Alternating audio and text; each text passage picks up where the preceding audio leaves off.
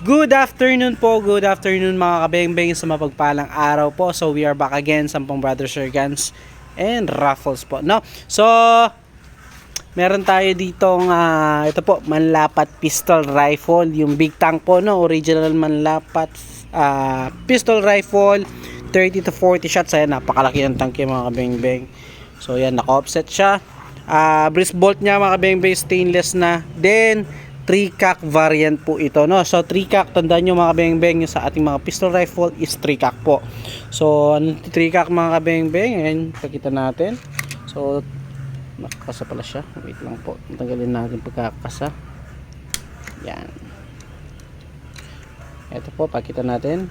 1, 2, 3. So mas tumataas o mas dumadami yung cock mga kabeng-beng sa unit nito, mas malakas po yung kanyang ilalabas na hangin. So mas malakas po yung labas ng ating mga pellets po, no? So ito po ay original manlapat manlapat pistol rifle po. So regular lang po ito. Ito po yung naka 18 inches barrel pero 30 to 40 shots pa rin po. Naka BSA black powder 4x16x44 original manlapat silencer, 10 inch po, napakahaba, napakaganda mga kabeng-beng. So retractable butt stock with safety lock, napakapogi. So ito po ay unit ni Sir Romeo ng Malolos, Bulacan po. Sir Romeo, ito na po yung unit nyo, sir. So grouping test po muna bago natin ipadala sa kanya mga kabeng-beng sa Bulacan po. So gagamitan natin bala is Meteor po, ayan.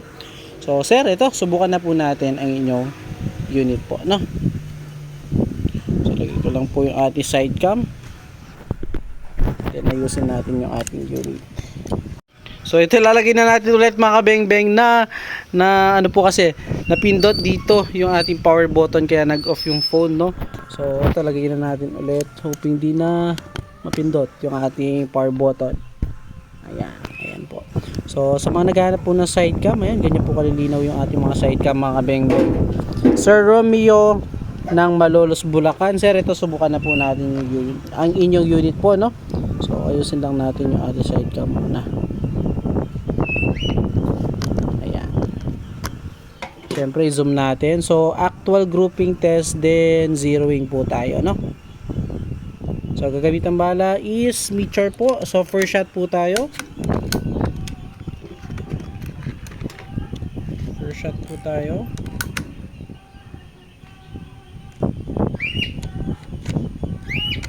First shot po.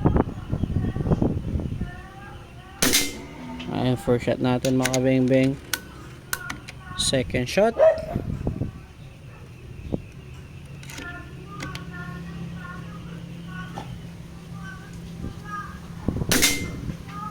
So yun, kita na natin mga kabeng-beng. Adjust lang natin ng kaunti. Third shot na po tayo.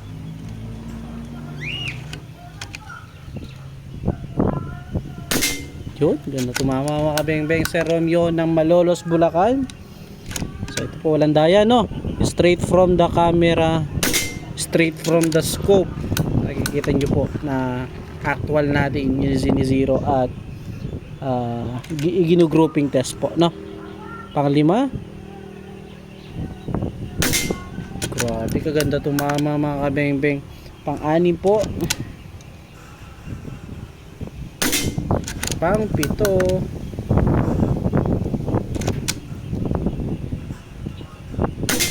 Pang-walo. Solid, ganda tumama, sir.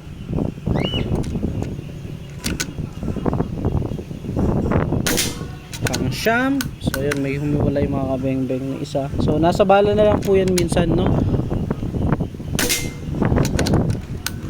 Minsan kapag hindi perfect yung pagkakamolde ng bala, talagang lalo na local pellet lang po yung ating gamit. So yun, 10 shots po. So out of 10 may isang konti lang na konting-konti lang naman po, hindi na siya malayo.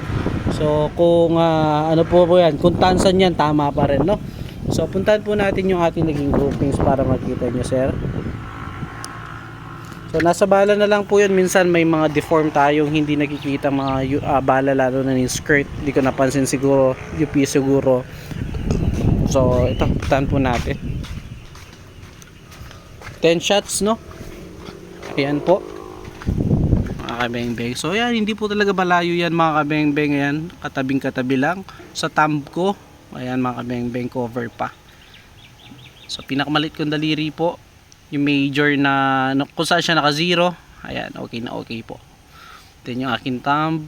So sir, thank you Sir Romeo ng Malolos Bulacan. Salamat po sa tiwala mga kabengbeng. Okay mga kabengbeng, peace out po.